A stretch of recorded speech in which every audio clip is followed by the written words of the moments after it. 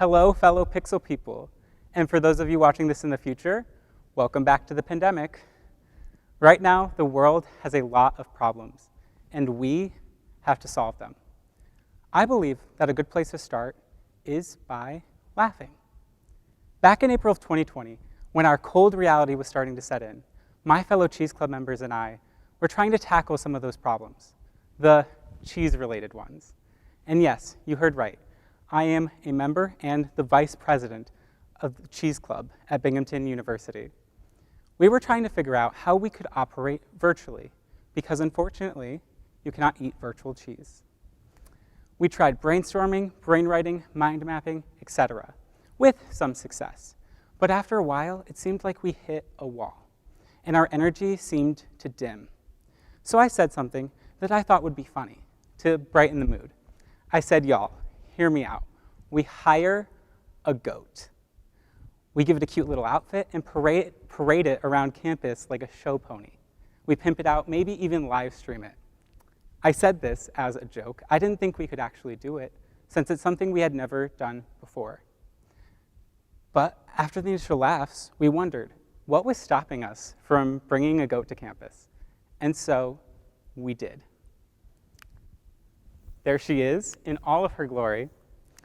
It was the most successful event we had done all year. We're doing it again this year, and this time we're making t-shirts. So, I know what you're thinking. You have goat to be kidding me. Yeah, I am not a professional comedian, but me trying to be funny during that ideation session worked out pretty well. Right now, a new idea is more powerful than ever. Due to improvements in technology, the world is changing rapidly. Some of the top jobs in demand right now are jobs that did not even exist a decade ago. And as technology continues to improve exponentially, our education systems may not be able to keep up with these new fields. And in the industries that already exist, businesses are adapting every day.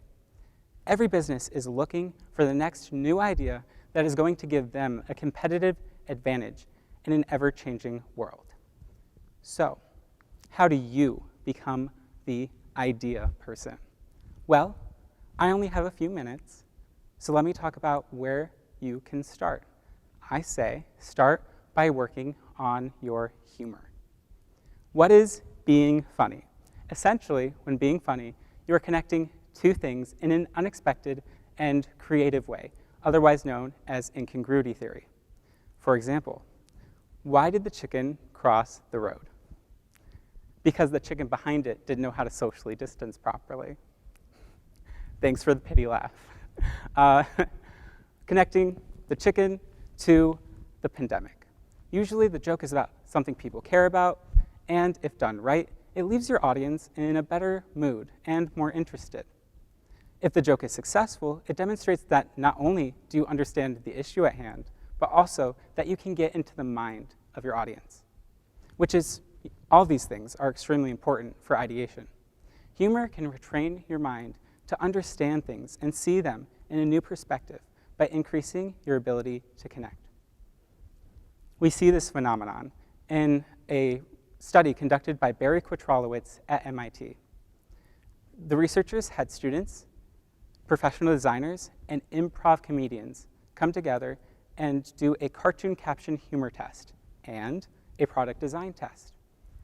The comedians generated 20% more ideas than the professional designers, and those ideas were rated 25% more creative. They discovered that the games the improv comedians used to practice could be easily adapted to generate design ideas because they promoted associative thinking, which increased idea output by 37% when implemented. Humor also has a way of being able to identify problems. Superiority humor, the type of humor that focuses on mistakes, like this stand-up routine about how bad airplane food is, usually can identify problems, whether it's directed at the comedian, other people, or other things. And somebody who is able to identify problems has a better chance at solving them. So humor and ideas can go hand in hand.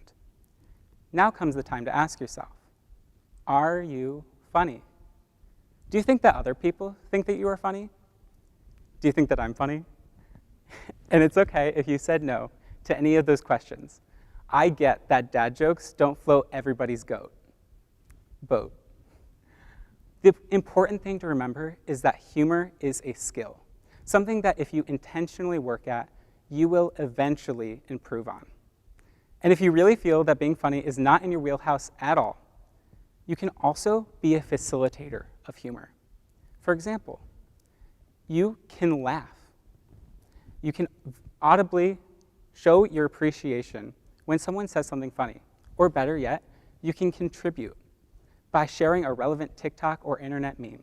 This may seem small, but it can help to build an environment that rewards creativity, encourages others to participate, and can leave your listeners in a generally better mood. Research conducted at Northwestern University found that simply increasing the mood of volunteers by having them watch a comedy film increased their likelihood of having a coveted aha moment.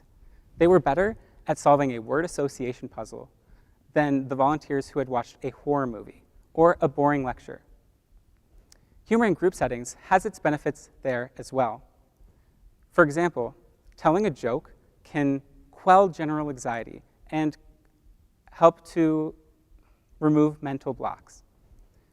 And in group ideation sessions, it can help build group cohesion and combat group performance anxiety. Whether you're in a group or alone with yourself, anyone can be funny, and everyone can participate in humor, not just class clowns and comedians. And on that note, we are much less alone than you might think, and that is because of something that we all have: the phone. Our generation, Gen Z, has had the privilege and the curse of growing up with a supercomputer in our pocket. And this has created one of our most defining characteristics, one could argue, and that is our brand of humor. If you go to YouTube or Twitter or Reddit or any social media, you will find a community of people, of strangers from across the world, one-upping an already funny joke into something that is cry-worthy hysterical by being wildly creative, from TikTok trends to Reddit threads. I have attempted to demonstrate that here today by gathering a group of my friends and having them scroll through my camera roll to find a photo and coming up with a funny caption. So this is the photo that they chose, which I thought was a great start because it looks like my soul is leaving my body. So I have censored their names with gamer tags. So Anonymous Seahorse 34 responded with that moment after the waiter says, "Enjoy your meal," and you reply, "You too." I relate to highly. Chili Slaps responded with, "Whoops, I accidentally sent that text to my mom." Satin Salad responded with, "When your teacher assigns you 30 pages of writing and all of your other teachers already assigned 30 pages of writing." Don't even get me started. And Bootleg Teletubby responded with, "When you're forced to listen to another dad joke." Ouch. And then they made me into a clown. This is very reminiscent of what you find on social media. You find people taking ideas and contributing to make them better, even if it is just for a joke. And don't get me wrong, the comment section can be a very scary place, but when people begin to contribute in a rewarding way, something that may have started out as a joke might turn out to be a solution to a real problem. One of my favorite examples of this is when TikTok creators took a single video and ran with it until it was a fully fleshed out, legitimate musical, a musical that raised over $1 million for a charity for entertainment workers struggling in the pandemic. This is just one example of how our ability to share and build on the ideas of others can yield solutions to real problems. Because of this culture that we have created, some can argue that we may have the most developed sense of humor of any prior generation. And with some of the most significant problems in human history resting on our shoulders, like the climate crisis, systematic racism, global public health, growing global poverty, etc., who's to say that we aren't also the best equipped to deal with them? And yes, these problems are a far cry away from making somebody laugh. But in doing that, in creating, sharing, connecting, we learn. And we get that much closer to real solutions. So, start laughing. Start trying to make other people laugh.